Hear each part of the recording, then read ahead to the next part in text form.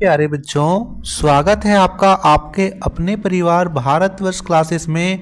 तो प्यारे बच्चों, मैंने आपको शानदार तरीके से पिछले क्लासेस में कक्षा 9 गणित का प्रश्नावली 1.1 शानदार तरीके से समझाया था और इस वीडियो में हम करेंगे प्रश्नावली 1.2 के बहुत ही शानदार से प्रश्न बहुत ही आसान तरीकों से। बिल्कुल बच्चा, चलिए स्टार्ट करते हैं। सबसे पहले आप सभी इस वीडियो को लाइक कर दीजिए।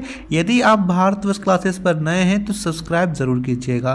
प्रश्नावली 1.2 प्रश्न संख्या 1 आपके सामने दे रखा है। प्रश्न कहता है, नीचे दिए गए कथन सत्य हैं या असत्य हैं, कारण के साथ अपने उत्तर लिखिए। पहला दे रखा है, प्रत्येक अपरिमेय संख्या एक वास्तविक संख्या होती है।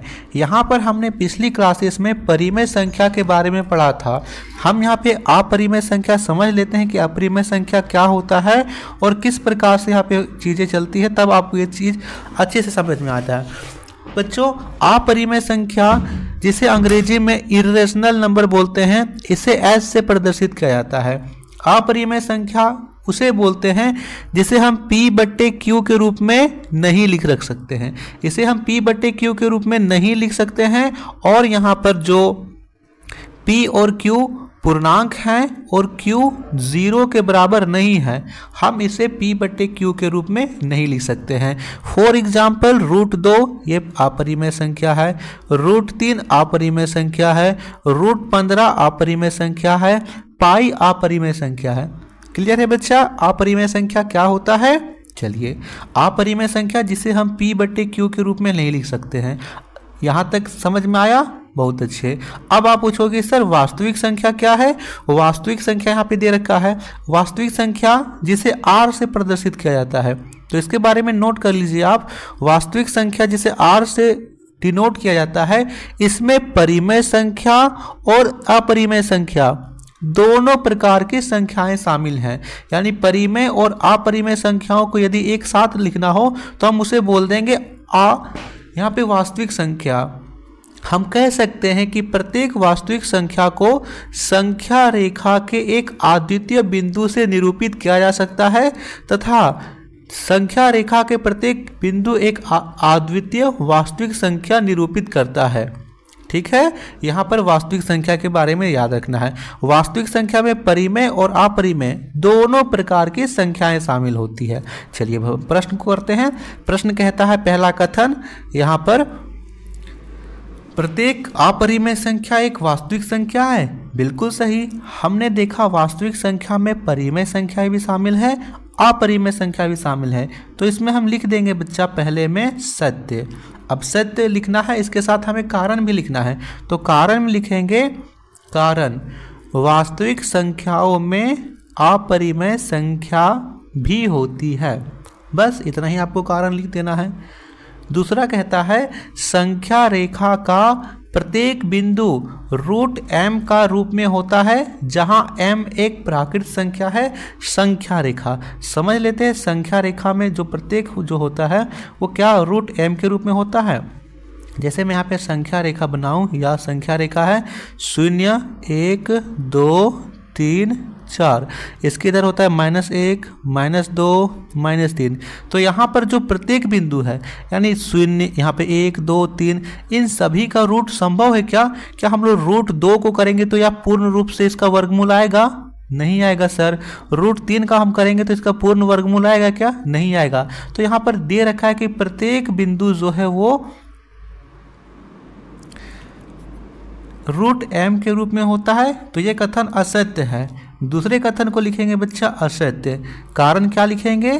कारण लिखेंगे, संख्या रेखा पर दोनों ही प्रकार की धनात्मक तथा ऋणात्मक की संख्या होती है, परंतु प्रत्येक बिंदु पर पूर्ण वर्गमूल हो ऐसा संभव नहीं है। नोट कर लेंगे। दो यहाँ पे दे रखा है कि m एक प्राकृतिक संख्या है, ये संभव नहीं है। प्राकृतिक संख्या क्या होती है? जो 1 से प्रारंभ हो, लेकिन इसमें सभी प्रकार की संख्याएं, शून्य भी है, धनात्मक भी है। तो ये कथन बिल्कुल भी गलत है। नोट कर लीजिए। तीसरा कथन दे रखा है, प्रत्येक वास्तविक संख्या एक अपरिमेय संख्या होती है। ये कथन भी गलत है, क्योंकि वास्तविक संख्या में अपरिमेय के साथ परिमेय संख्या भी शामिल होती है। तो तीसरे कथन में भी लिखेंगे असत्य। कारण लिखिए, वास्तविक संख्या में परिमेय और अपरिमेय दोनों ही प्रकार की संख्या शामिल है। नोट कर लिए बच्चा। प्रश्न संख्या 1 में किसी प्रकार का डाउट है? बिल्कुल बच्चा, आपको एक जरा सा भी डाउट हो तो आप कमेंट कीजिए, और व्हाट्सएप नंबर यहाँ पे दे दिया गया है, आप इसमें किसी भी तरह प्रकार का प्रश्न हो आप भेजिए। आपको यहाँ पे बेझिझक पूछना है, किसी प्रकार के समझा यहाँ पे शर्माना नहीं है, ठीक है। चलिए दूसरा प्रश्न की, तो प्रश्न संख्या 2 दे रखा है, क्या सभी धनात्मक पूर्णांकों के वर्गमूल अपरिमेय होते हैं? यदि नहीं तो एक ऐसी संख्या का वर्गमूल उदाहरण दीजिए जो परिमेय संख्या है। प्रश्न को पहले समझिए बच्चा। प्रश्न कहता है कि सभी धनात्मक पूर्णांक यानी 1, 2, 3, 4 सभी धनात्मक पूर्णांक हैं, इसका जो वर्गमूल होगा वो अपरिमेय संख्या होगा। क्या ऐसा संभव है? नहीं, ऐसा संभव नहीं है।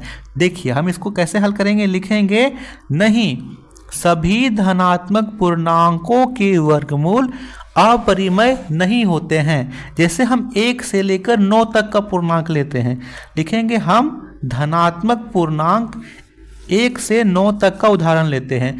जैसे हम 1 का वर्गमूल करते हैं तो 1 का वर्गमूल करने पर √1 ही आएगा, 1 का वर्गमूल करने पर 1 आएगा, √2 का यहाँ पे करेंगे तो √2 आएगा, √3 का करेंगे तो √3 आएगा।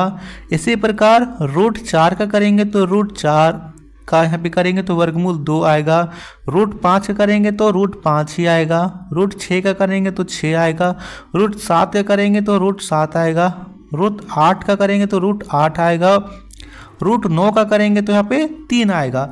अब यहाँ पे देखिए जो भी रूट में आ रहा है वो तो अपरिमेय संख्या है, बिल्कुल सही, लेकिन जो रूट से बाहर निकल गया जैसे 2, 3, ये तो रूट से बाहर निकल गया, ये तो परिमेय संख्या आ गया, इसे हम p/q के रूप में लिख सकते हैं। तो यहाँ अपरिमेय और परिमेय दोनों प्रकार की संख्या आ गई, इसीलिए ये कथन गलत है। लिखेंगे इसके आगे, अब हम लिख लेते हैं जो कौन सी संख्या परिमेय है कौन सी अपरिमेय।